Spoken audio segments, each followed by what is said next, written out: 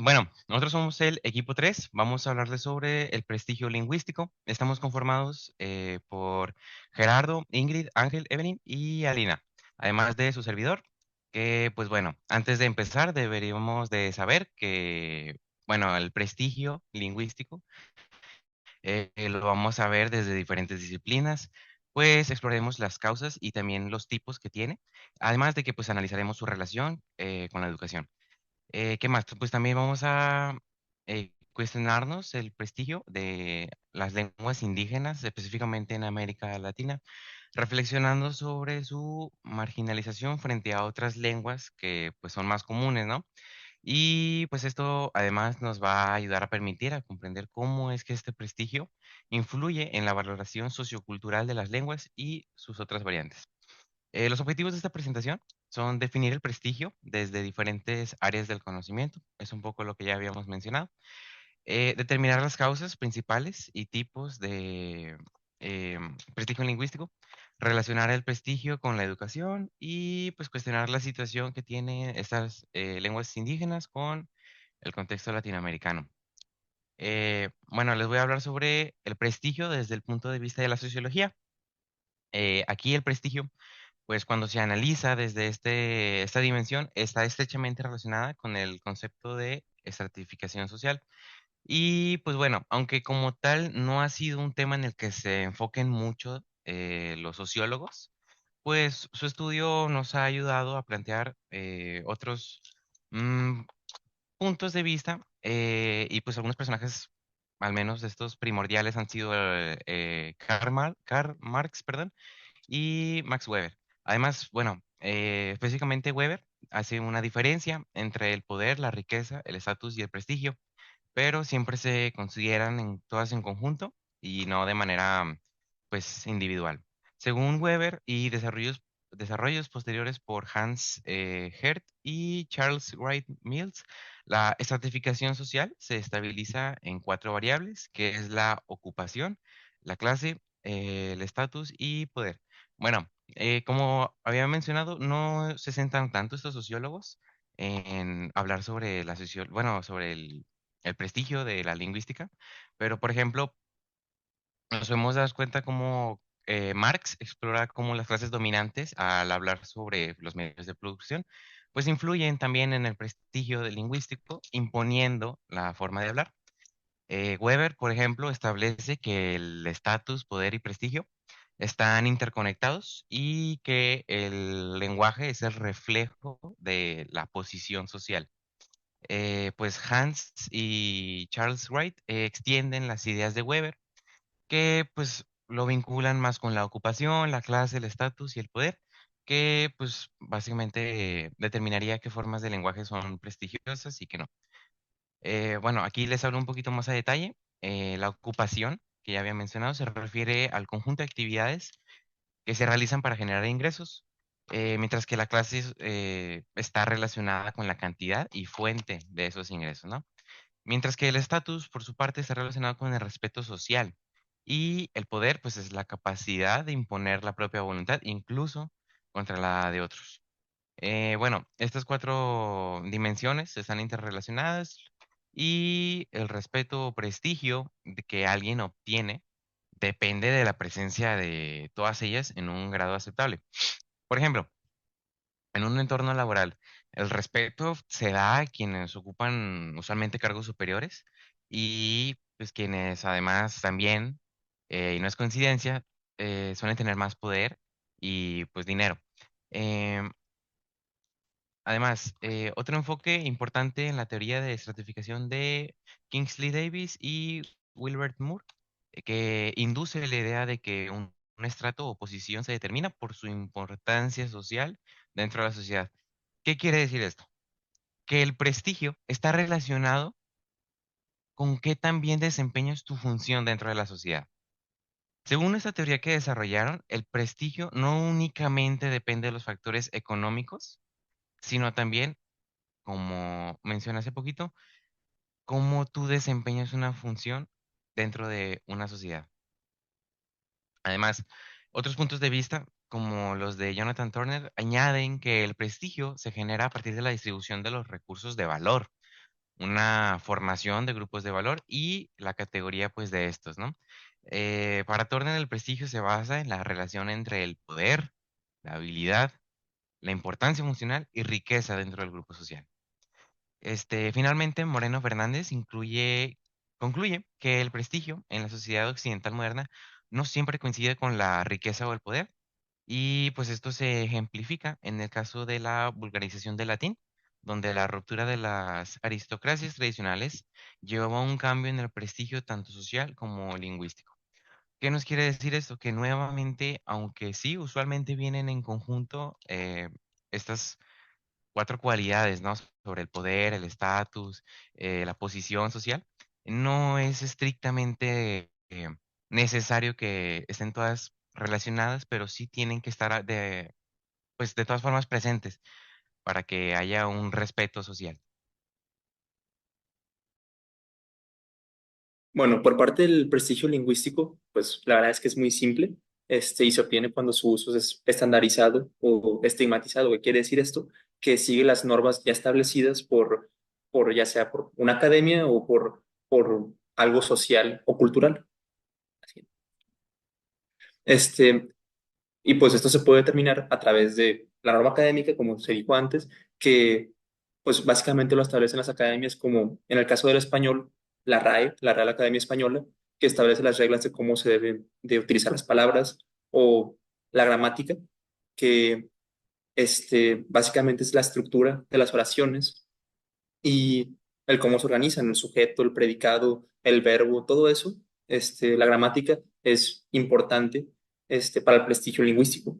Eh, la adecuación pragmalingüística, que básicamente es la manera en la que se adapta el lenguaje en la cultura en la que estás. O sea, también la fuente que utilizamos, me dio un ejemplo como de madrazo, la palabra madrazo que en diferentes contextos puede significar varias cosas, como un golpe o cualquier otra cosa, la verdad. También está la aceptación sintáctico-semántica, que es básicamente la coherencia y estructura que es en el mensaje. Y esto no significa que tenga que estar adecuado a las normas, ya que pues ha habido veces en las que en diferentes culturas se utilizan de manera diferente las palabras o como están establecidos, en especial en el español, que hay muchas maneras de hablarlo en diferentes lugares, y se utilizan de manera diferente y se hace coherencia de manera diferente en diferentes lugares, básicamente. Y eso es lo que conforma lo que vendría a ser el prestigio de lo lingüístico. Yo les voy a hablar de los tipos de principios lingüísticos. Existen cuatro principales. El primero es el prestigio de la ocupación y el individuo. El primero, que es el de ocupación, es fruto de la interacción social entre los miembros de un mismo grupo, mientras que el segundo es dado a partir de interacciones entre miembros de distintos grupos, y los dos pueden ser capaces de determinar la dirección de un cambio lingüístico. También está el de prestigio como actitud y conducta. La actitud positiva nos puede llevar al conocimiento y uso de formas de prestigio que de no darse podrían acarrear formas más dificultosas o agresivas. También está el prestigio vertical y horizontal. El prestigio puede ser vertical si funciona entre clases y externo si funciona entre grupos sociales. Esto justifica la imitación de las conductas de las clases altas por parte de las clases medias. Puede ser también horizontal o interno. Esto es que funciona al interior de cada clase y cada grupo y para la función o propagación entre los hablantes de un cambio lingüístico. Por último está el prestigio sociológico y lingüístico. Las dificultades que presenta la interpretación o análisis del prestigio nacen de las interferencias que se producen entre el prestigio sociológico y el prestigio lingüístico.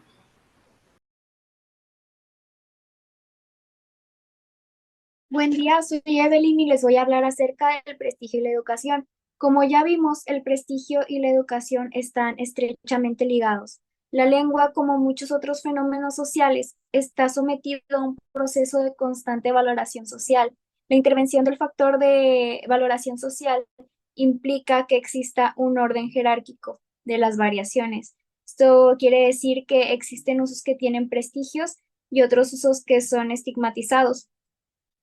El sorteo de las preferencias sociolectales de los hablantes y la imposición del uso prestigioso es uno de los conflictos a los que se enfrenta nuestra sociedad en el proceso de enseñanza. Un ejemplo de esto es que algunos profesores nos pueden implicar usos considerados de mayor prestigio y estigmatización que otros, sin tener en cuenta que el dominio del habla corriente es el punto de partida del conocimiento de la realidad y la puerta de entrada del acto académico.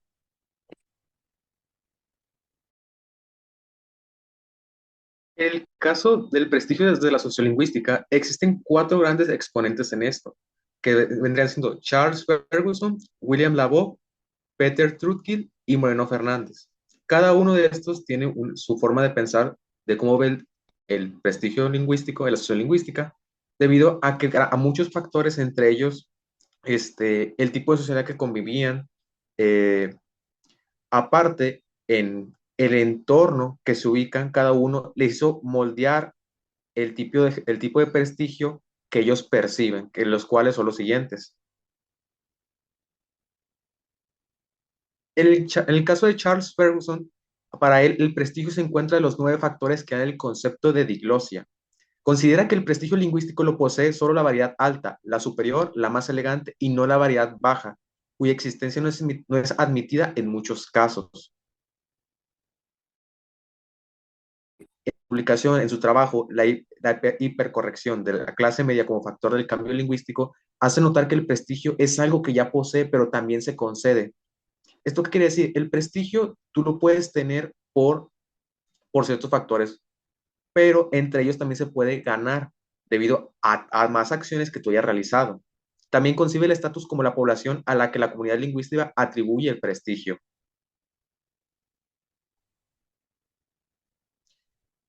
Peter Trudgill es el desarrollo de la nación del prestigio encubierto, que es el conjunto de valores ocultos que asocian usos lingüísticos que no se ajustan a la norma o que pertenecen a una variedad no estándar. En este caso, él demostró que el prestigio en los usos lingüísticos no está determinado por la corrección y o norma. Moreno Fernández dijo que el prestigio como conducta, como actitud, es decir, el prestigio, algo que se tiene, pero también que se concede.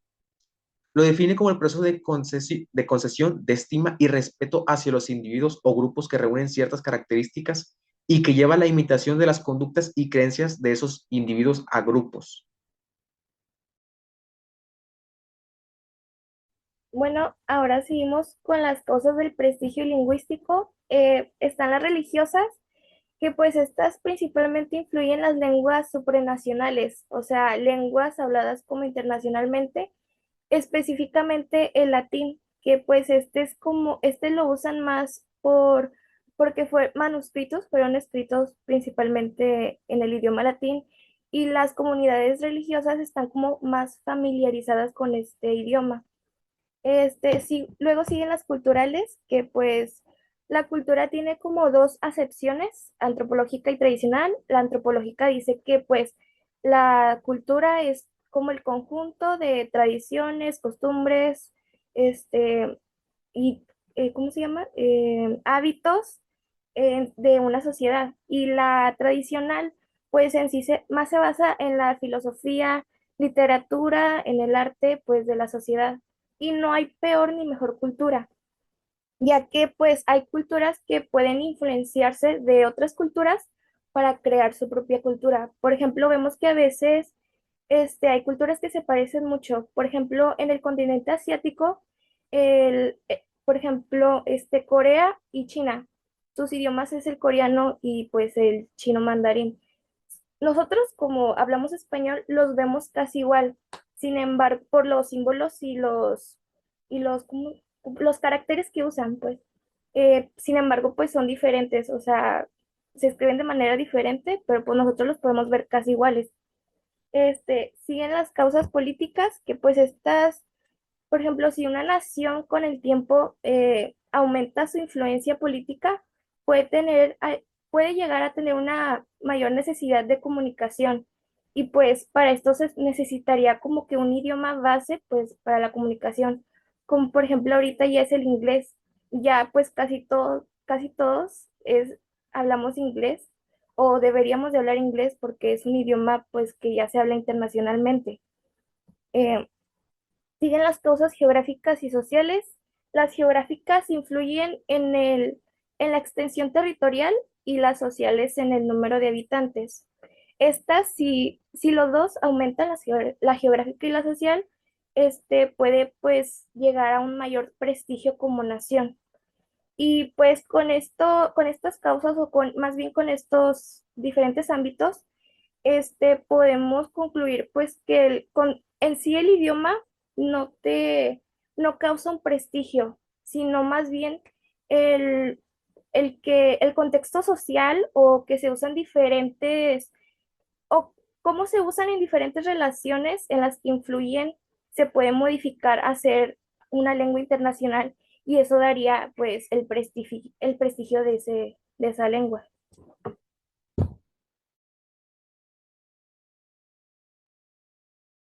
Pasando ahora a la información sobre el video llamado ¿Por qué tenemos acentos? Prácticamente lo más relevante que nos dice es que el acento y la pronunciación de un idioma nos dan información sobre el origen geográfico que tiene una persona. Incluso pues dentro del propio país o de la ciudad, pues siempre pasa, ¿no? Que tal persona, escuchamos un acento y decimos, ah, es de tal lugar. Eh, Prácticamente eso te referiría y también nos dices que el cerebro humano es capaz de identificar un acento diferente en tan solo 30 milisegundos, inclusive si escucháramos un audio en una grabación que está puesta al revés.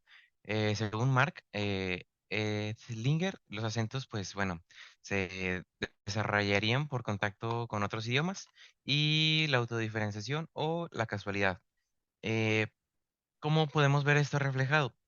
Si un grupo de personas que hablan el mismo idioma se separa, a final de cuentas van a desarrollar acentos diferentes por el tiempo en el que se separan. Y si se espera lo suficiente, pudieran inclusive desarrollar o tener idiomas completamente diferentes. Bueno, también el video nos decía que los acentos también evolucionan con el tiempo, que aprender un idioma extranjero con su acento es difícil, especialmente si no se empieza desde la infancia, y eso es algo que vamos a ver más adelante. Esto debido a los fonemas propios de cada lengua. Además, pues bueno, en los acentos existen diferentes tipos de dialectos que son variaciones lingüísticas que pues son como las características propias del idioma, que pues pudiera ser desde la propia estructura de las oraciones o pues el significado de las palabras.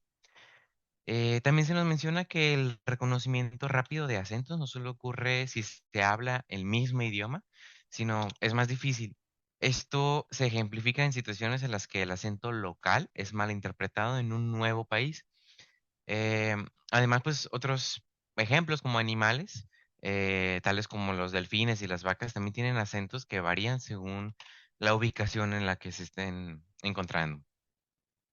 También los bebés nacen con la habilidad de formar cualquier tipo de sonido, pero con el tiempo pierden la capacidad de producir o escuchar ciertos sonidos. El oído y el acento pueden ser entrenados y modificados. Por ejemplo, al mudarse a otro lugar, pues se puede tratar de imitar un acento para facilitar la comunicación, ya que esto ayuda al cerebro a procesar la información y establece como un ambiente común entre las personas. Y pues bueno, finalmente, en un mundo interconectado, los acentos eh, creemos que deberían de ser simplemente una forma de identificar el origen y no ser como tal un motivo de separación. O sea, en lugar de crear divisiones, deberíamos de enfocarnos en lo que nos une como especie.